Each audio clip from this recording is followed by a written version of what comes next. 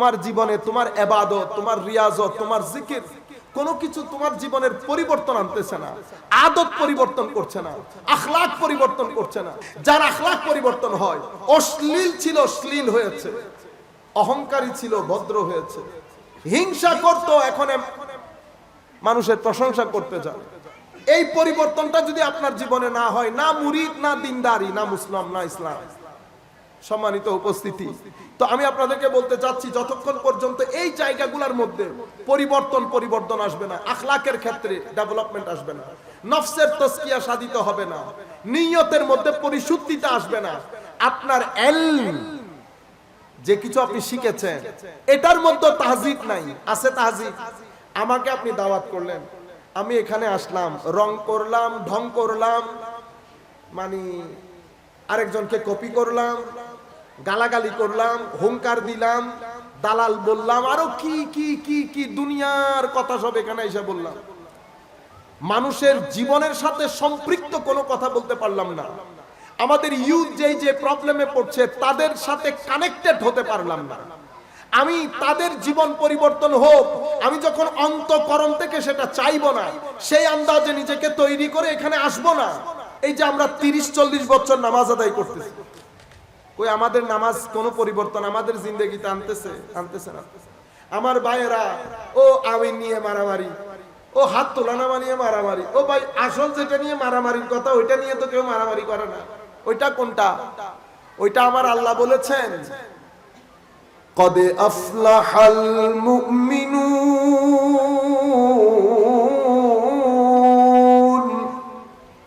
আল্লাযীনা হুম ফি সালাতিহিম খাশিউন।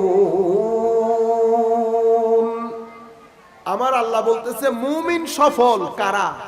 যাদের নামাজের ভিতরে খুশু আছে, একাগ্রতা আছে, আল্লাহর খৌফ আছে, খশিয়ত আছে, যাদের নামাজের মধ্যে দাঁড়িয়ে আল্লাহর নৈকট্যকে ফিল করে, যারা নামাজের মধ্যে দাঁড়িয়ে তাদের চোখ ভিজতে চায়, যারা মন বাইরে যায় না, বাইরে গেলেও ভিতরে টেনে আনতে পারে, তাদের নামাজ, তাদের ওখানে খুশু খুদু আছে। এই নামাজ যখন আপনি পড়বেন, এই নামাজ অবশ্যই আপনাকে গর্হিত কাজ, খারাপ কাজ, অশ্লীল কাজ, পরনিন্দা, পরচর্চা, যাই আমরা আমাদের জীবনে করি, প্রতারণা, প্রত্যেক কাজ থেকে এই নামাজ আমাকে রক্ষা করবে। এটা রুহে সালাত। কিন্তু নামাজের রূহ আমাদের জীবনে অ্যাপ্লাইড হয় না। কেন হয় না? কারণ আমাদের নামাজের ভিতরে আমরা থাকি, আমার মন থাকে না। যতক্ষণ নামাজের ভিতরে আপনি আপনার মনকে এনশিওর করতে পারবেন না, যেটাকে খুশু বলে, যেটাকে খুদু বলে, যেটাকে একাগ্রতা বলে, যেটাকে মন জমিয়ে নামাজ বলে, যতক্ষণ আপনি এটা পড়বেন না, ততক্ষণ পর্যন্ত নামাজ আপনাকে আল্লাহ থেকে আরো দূরে সরিয়ে দেবে। আমার নবী সাল্লাল্লাহু আলাইহি ওয়াসাল্লাম হাদিসে পাকের মধ্যে ইরশাদ করেছেন, একটা সময় আসবে মানুষের নামাজ তার সওয়াব হবে 20 ভাগের 1 ভাগ, কারো 18 ভাগের, কারো 10 ভাগের, কারো 9 ভাগের, মানে সওয়াব কমতে কমতে একেবারে কমে যাবে। কামা ক্বালা নবী সাল্লাল্লাহু আলাইহি ওয়াসাল্লাম। কেন নামাজের এই অবস্থা কমে যায়? আল্লামা ইকবাল বলছে, তেরে ইমাম বেনজর, तेरे नमाज बेअसर, ऐसे नमाज से गुजर, ऐसे इमाम से गुजर। নামাজ পড়ছেন, আমিও পড়ছি, আপনিও পড়ছেন। আল্লামা ইকবাল বলছে, তেরে নামাজ বেअसर, তেরে ইমাম বেনজর। তোমার ইমামের একাগ্রতা নাই, তোমার নামাজের কোনো প্রভাব নাই। এমন নামাজ পড়িস না, এমন নামাজের মাধ্যমে মানুষ আল্লাহ থেকে দূরে সরে যায়। আমাদের নামাজের মধ্যে কোয়ালিটি না আসার কারণে, কোয়ালিটি কিভাবে আসবে? আপনাদের কোনো দোষও নাই। যেখান থেকে আপনি কোয়ালিটি শিখবেন ওখান থেকে আপনাকে শিক্ষা দেওয়া হয় না। এই পুরা তালিমাতে, এই পুরা নজরিয়া তালিমাত, এটা শুরু হওয়ার কথা ঘর থেকে। ঘরের মধ্যেই তো নামাজ নাই, ঘরের মধ্যেই নামাজ নাই। তোমার জীবনে তোমার ইবাদত, তোমার রিয়াজত, তোমার জিকির কোনো কিছু তোমার জীবনের পরিবর্তন আনতেছে না, আদত পরিবর্তন করছে না, আখলাক পরিবর্তন করছে না। যার আখলাক পরিবর্তন হয়, অশ্লীল ছিল অশ্লীল হয়েছে, অহংকারী ছিল ভদ্র হয়েছে, হিংসা করত এখন মানুষের প্রশংসা করতে যায়। এই পরিবর্তনটা যদি আপনার জীবনে না হয়, না মুরিদ, না দিনদারি, না মুসলিম, না ইসলাম। সম্মানিত উপস্থিতি, তো আমি আপনাদেরকে বলতে চাচ্ছি, যতক্ষণ পর্যন্ত এই জায়গাগুলোর মধ্যে পরিবর্তন আসবে না, আখলাকের ক্ষেত্রে ডেভেলপমেন্ট আসবে না, নফসের তাজকিয়া সাধিত হবে না, নিয়তের মধ্যে পরিশুদ্ধিতা আসবে না, আপনার ইলম যে কিছু আপনি শিখেছেন এটার মধ্যে তাহজিব নাই, আছে তাহজিব। আমাকে আপনি দাওয়াত করলেন, আমি এখানে আসলাম, রং করলাম, ঢং করলাম, মানে আরেকজনকে কপি করলাম, গালাগালি করলাম, হুঙ্কার দিলাম, দালাল বললাম, আরো কি কি কি কি দুনিয়ার কথা সব এখানে এসে বললাম। মানুষের জীবনের সাথে সম্পৃক্ত কোনো কথা বলতে পারলাম না। আমাদের ইউথ যেই যে প্রবলেমে পড়ছে তাদের সাথে কানেক্টেড হতে পারলাম না। আমি তাদের জীবন পরিবর্তন হোক, আমি যখন অন্তঃকরণ থেকে সেটা চাইবো না, সেই আন্দাজে নিজেকে তৈরি করে এখানে আসবো না, তাহলে তো মাঝিও ডুববে, মাঝির ওই নৌকার মধ্যে যাত্রীও ডুববে। সে অবস্থার মধ্যে আমরা এখন উপনীত হয়েছি। যাই হোক, আমরা 2টা বেজে গেছে। আমি যেটা আপনাদেরকে বলতে চাচ্ছিলাম, ইয়া আইয়ুহাল্লাযীনা আমানু কু আনফুসাকুম ওয়া আহলিকুম নারা। আমার আল্লাহ আমাদেরকে এটা দায়িত্ব দিয়েছে, বাঁচবো বাঁচাবো, বাঁচবো বাঁচাবো। এখন আমার মা এবং বাবা এই দুইজন হচ্ছে ঘরের গার্ডেনার, মালি। এই দুইজন দেখবে সন্তানকে তারা যখন বড় করছে, বড় করার সময় সন্তানের এই 3টা ডিমান্ড মা বাবাকে ফুলফিল করতে হবে। একটা ব্রেইন, একটা মন, একটা পেট। আপনি কলেজে পাঠাচ্ছেন, স্কুলে পাঠাচ্ছেন, কোচিং এ পাঠাচ্ছেন, বিসিএস করাবেন, ডাক্তার হবে, সব আপন জায়গায় ঠিক আছে, সবকিছু সওয়াবের কাজ, কিন্তু এগুলা সব পেটের কাজ করবে।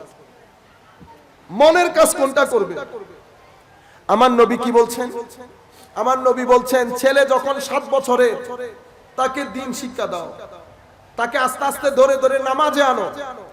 ছেলে যখন 10 বছরের হয়েছে, তাকে নামাজ বাধ্যতামূলক পড়াও।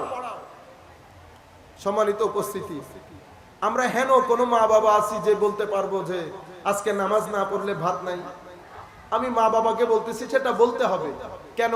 শুধু কবরের জন্য না, দুনিয়ার জন্য, অন্তত দুনিয়ার জন্য। দুনিয়া যখন লাভ, দুনিয়া যখন সুন্দর হবে, কবরও সুন্দর হবে। এটা কখনো হইতে পারে না যে কবর সুন্দর, ইতালা দুনিয়াও সুন্দর। আর আল্লাহ একবারে গরিব গিয়ে দিয়ে রব্বানা আতিনা ফিদ দুনিয়া হাসানা ওয়া ফিল আখিরাতি হাসানা ওয়া কিনা আযাবান নার। দুনিয়া তো হাসানা, আখিরাতেও হাসানা। যাদের দুনিয়ার মধ্যে হাসানা থাকে, আখিরাতেও হাসানা হয়। কেন? যেই ব্যক্তি সম্মানী আল্লাহর দরবারে, আল্লাহ মানুষ দিয়ে তাকে সম্মান করান। এটা হতেই পারে না ব্যক্তি আল্লাহর দরবারে সম্মানী আর মানুষের দরবারে অসম্মানী না। লাখ মানুষ আপনার জানাজার নামাজে দাঁড়িয়ে যখন সাক্ষী দেয়, আমার নবী হাদিসে পাকের মধ্যে বলছে, ইজা আসনাইতুম আলাইহি খাইরা ওয়াজাবাত লাহুল জান্নাহ ওয়া ইজা আসনাইতুম আলাইহি শাররা ওয়াজাবাত লাহুন নার ওয়া আনতুম শুহাদাউল্লাহি আলাল আরদ। আপনি যখন দাঁড়িয়ে ওই ব্যক্তির পক্ষে সাক্ষী দেন, আল্লাহ ভালো মানুষ ছিল, আল্লাহ ভালো মানুষ ছিল। আমার ভাইয়েরা, ভদ্রতা আজিম একটা জিনিস। আপনি যখন দুনিয়া থেকে চলে যাবেন, আপনার ভদ্রতার সাক্ষী গাছে বাসে দেবে। আমার নবী হাদিসে পাকের মধ্যে বলছে, এক ব্যক্তি ইন্তেকালের পরে আমার নবী বলছেন, আল মুস্তারিহু ওয়াল মুস্তারাহ মিনহু। এই কি মুস্তারি না মুস্তারা মিনহু? মানে নিজে কি বিশ্রামে চলে গেছে না দুনিয়া তার কাছ থেকে বিশ্রামে এসেছে? সাহাবায়ে কেরাম জিজ্ঞেস করলেন, ইয়া রাসূলুল্লাহ, মুস্তারি মুস্তারা মিনহু কি? আমার নবী বলছেন, মুস্তারি সেই ব্যক্তি যেই ব্যক্তি দুনিয়া থেকে চলে যায় হাসতে হাসতে, আরামে বিশ্রামে চলে যায়। মুস্তারি ইস্তিরাহা থেকে, ইস্তিরাহা মানে আরাম। এই জন্য বাস কাউন্টারকে গুরফাতুল ইস্তিরাহা বলে, আরাম কক্ষ, যেটাতে আপনি রেস্টিং রুম। তো কবর সবার জন্য জাহান্নামের আগুন হয় না, আল্লাহর মুমিন বান্দাদের জন্য, মর্দে হকের জন্য কবর কি বলেন না, গুরফাতুল ইস্তিরাহা, আরাম কক্ষ। এই হাদিস অনুযায়ী আমার নবী বলছেন, কিছু মানুষ দুনিয়া থেকে চলে যায়, সে তো চলে যায়, দুনিয়া, মানুষ, পশু পাখি, গাছপালা, সেই ব্যক্তির জন্য আল্লাহর দরবারে দোয়া করি।